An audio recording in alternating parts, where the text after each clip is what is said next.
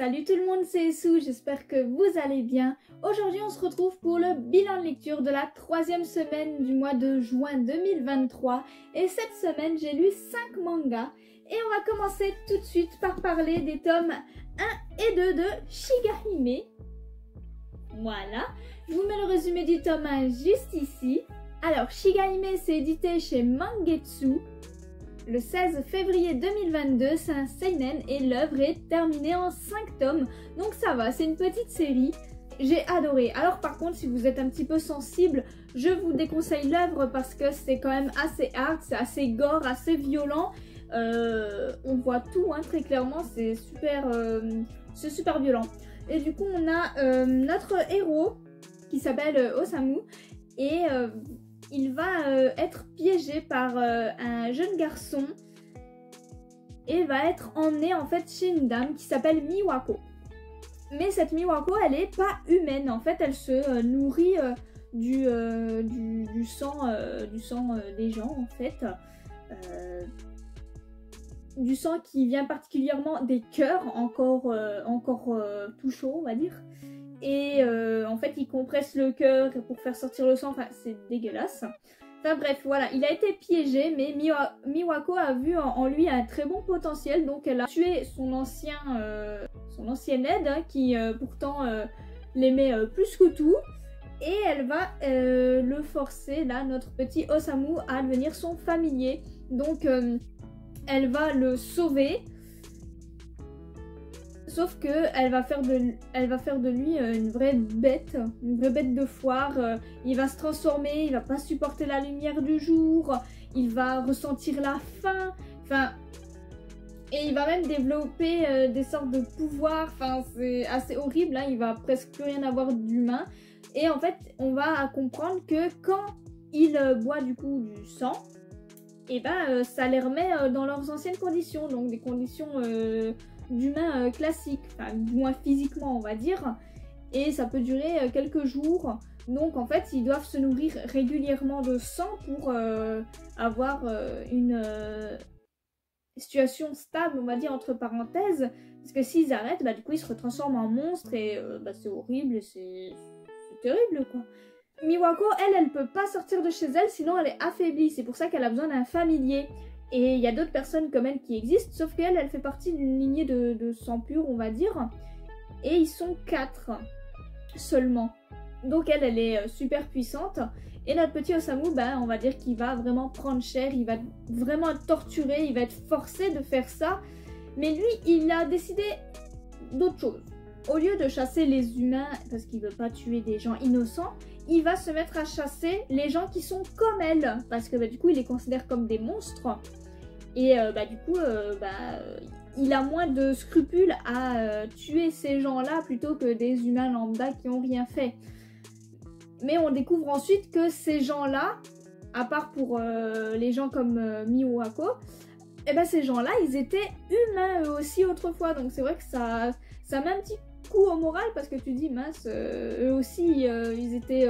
normaux autrefois et pour certains ils en ont marre d'être immortels en fait, ils en ont marre d'être enfermés chez eux, de devoir juste boire du sang pour continuer de vivre la même vie. Enfin c'est nul, c'est fatigant, c'est pas agréable, c'est pas une vie quoi. Du coup Osamu il est obligé d'être le familier de Miwako parce que sa petite amie, son amoureuse, il l'a blessé mortellement sans le vouloir. Et en fait, Miwako l'a sauvée. Et si Osamu veut que sa petite copine reste en vie, et ben il doit servir Miwako pour qu'elle continue de la garder en vie en gros. Parce que sans Miwako, la petite amie d'Osamu, elle meurt en fait. Elle vit que grâce à Miwako et à ses pouvoirs. Donc c'est vrai que c'est assez terrible et ça fait mal au cœur en fait.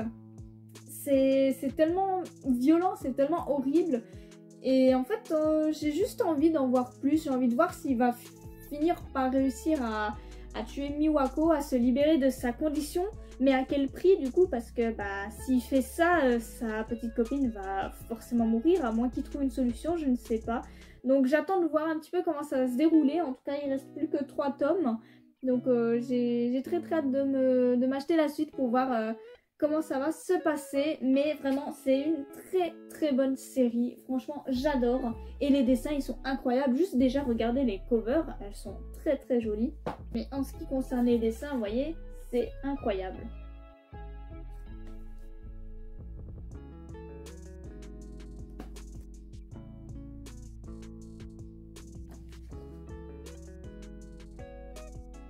Les visages, ils sont tellement horribles des fois, les personnages sont effrayants. Et en plus, dans le tome 2, on voit qu'un certain personnage est de retour. Donc, j'ai hâte de voir vraiment comment ça va se dérouler parce que ça a l'air vraiment incroyable. Ensuite, on va parler du tome 1 de Mobuko no Koi. Voilà, je vous mets le résumé du tome 1 juste ici. C'est édité chez Noévé Graphics. Le 11 février 2022, c'est un josei et l'œuvre est toujours en cours actuellement, en 4 tomes je crois. Et écoutez, je vais vite me prendre la suite parce que cette série, c'est la douceur réincarnée. C'est incroyable.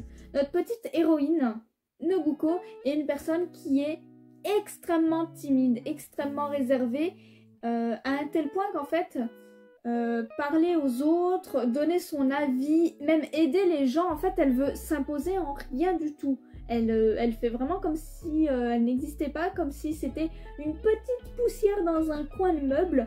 Elle essaye vraiment d'être le moins présente possible, d'être la moins gênante possible. Franchement, en fait, c'est un amour. On a envie de la serrer dans nos bras, de la mettre dans une petite boîte et de la garder. Elle est adorable et ça fait vraiment de la peine de la voir comme ça parce que ça lui bouffe la vie quand même. Et dans ce tome 1, même si c'est très léger, on va voir qu'elle va petit à petit faire des efforts pour être plus à l'écoute des gens, plus présente, elle va un peu plus parler, à peine plus s'imposer, on va dire. Elle est amoureuse d'un collègue, et ce collègue semble amoureux d'elle également, parce qu'en plus, ils se ressemblent totalement les deux, du coup c'est hyper drôle quand ils sont tous les deux, ils sont tout gênés, même si lui, il l'est à peine moins. Mais ils sont vraiment dans la même veine tous les deux. Et c'est hyper mignon et hyper drôle de les voir ensemble. Parce que ça mène à des situations un petit peu embarrassantes où il y a des gros blancs et tout. Mais c'est vraiment parce que les deux ne se rendent pas compte des sentiments de l'autre. Mais ça se voit d'une force. Et même leurs collègues autour, du coup, ils remarquent assez vite. Hein, ils le disent dès le premier tome, hein. Ils essayent de les rapprocher, j'ai l'impression, en tout cas. Et c'est adorable. Les collègues, ils sont vraiment drôles. Même si, au départ, je les trouve quand même de base assez lourds. Ils sont vraiment chiants des fois. Ils sont trop énergiques. En fait, comme on suit notre héroïne et celui qu'elle aime, on va dire en une grande parenthèse, et les autres, ils sont insupportables à côté parce qu'ils sont trop énergiques, ils sont trop là, ils parlent trop, alors que eux, ils sont tout discrets, ils parlent presque pas, ils sont dans leur coin.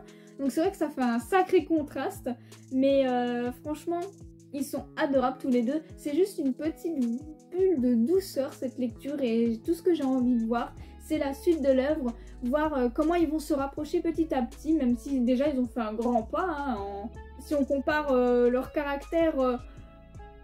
c'est quand même incroyable là ce qu'ils ont fait, je veux dire, ils se sont échangés leur numéro déjà. C'est un très grand pas en avant.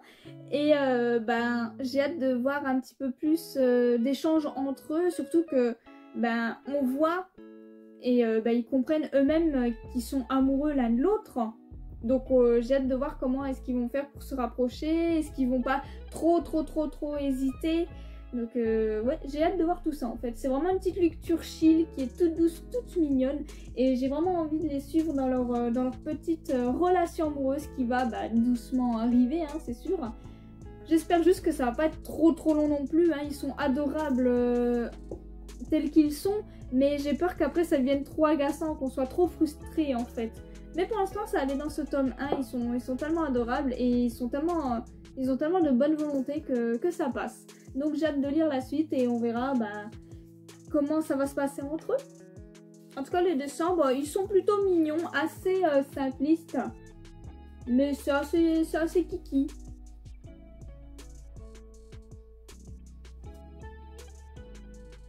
Regardez, on a une jolie petite carte qui va avec. Adorable. Et pour terminer ce bilan de lecture de la semaine, j'ai lu les tomes 1 et 2 de Blissful Land. Donc je vous mets le résumé du tome 1 juste ici. C'est édité chez Nobinobi. Le 2 mars 2022, c'est un shonen et l'œuvre est terminée en 5 tomes. Donc là, encore une fois, c'est une petite série et c'est sympathique. Donc on suit Zipa qui est un apprenti médecin et qui est totalement fan de plantes, de médecine. Vraiment, c'est son dada. Il est à fond sur son boulot, sur ses passions. Son père est également médecin. Il est très proche de sa mère, sa petite sœur elle est à fond aussi, genre vraiment c'est une famille adorable, ils sont trop mignons et ils sont super altruistes envers les gens, ils n'hésitent pas à aider, quitte à ne pas dormir de la nuit, à faire des remèdes jusqu'à pas d'heure, enfin ils sont vraiment dévoués à leur boulot et à leurs amis, aux gens du village, c'est hyper beau à voir, c'est super sympa. Et en fait il y a une jeune fille, donc la demoiselle là, qui s'appelle Lati. Et en fait, elle va rejoindre ce village parce qu'en fait, ça va devenir sa fiancée. Donc voilà, c'est un manga un petit peu historique. Et à cette époque-là, les mariages arrangés, c'était très habituel, très normal. Et en fait, bah voilà. Du coup, dans le tome 1, elle arrive assez vite chez eux. Et ils vont découvrir qu'ils sont promis l'un pour l'autre. Et c'est cool parce que ils s'entendent très bien. Ils s'apprécient même vraiment beaucoup. Ils se plaisent mutuellement. Il n'y a pas trop de forçage, on va dire. Et tous les deux, en fait, apprennent à se connaître petit à petit. On comprend la passion de notre héroïne qui, elle en apprend plus sur la passion de son fiancé. Donc, tout ce qui est médecine, plantes, tatata. Et ils s'accompagnent mutuellement, ils s'entraident mutuellement. Et franchement, c'est un très beau petit couple. Et on les voit juste un petit peu soigner les gens, faire leur petite routine, leur petite vie. Et c'est super chill, c'est super doux à avoir, c'est agréable. Bon, ils sont pas trop proches comme un couple, je dirais, pour le moment. Mais en même temps, je pense qu'ils sont pas très à l'aise avec ça. Même si on voit que Lati a l'air de vouloir tenter des petits rapprochements de temps en temps, genre lui prendre la main ou autre. Mais pour l'instant ça se fait pas trop. J'espère que dans les prochains tomes ça va se faire. J'espère qu'on va un petit peu mieux voir l'évolution de leur couple quand même, parce que c'est quand même important. C'est un peu au centre de l'histoire en plus de tout ce qu'il y a autour de la médecine. Parce que là on les voit surtout se balader et aller chercher de quoi faire des remèdes, aller aider des gens, les soigner, Ils communiquent un petit peu ensemble mais pas tant que ça. Et c'est vrai qu'on voudrait peut-être en apprendre plus sur Lati et surtout quand même voir leur relation évoluer. Ils sont très mignons ensemble, ils ont une super bonne alchimie et on voit vraiment que petit à petit ils se rapprochent. Mais ça fait vraiment quand même assez amical je trouve, donc j'espère qu'il y aura quand même une petite évolution. Même si voilà, de base c'est quand même un mariage arrangé, donc c'est pas forcément évident au départ. Mais on voit qu'il y a une bonne énergie entre eux, donc j'ai hâte de les voir un petit peu se creuser un peu plus l'un l'autre. En tout cas du côté de notre héros principalement, parce que Lati elle fait un peu plus d'efforts je trouve. Et j'espère surtout qu'on verra leur mariage, parce que j'ai l'impression qu'on aura leur mariage à la fin. Après c'est peut-être qu'une impression, mais pour moi je pense qu'ils vont vraiment se marier à la toute fin. Après peut-être que je me trompe, parce que ça se trouve dans les autres tomes là, dès le tome 3 ça y est ils vont enfin se marier. Mais à voir. D'un côté je trouverais ça mignon que ça finisse par leur mariage.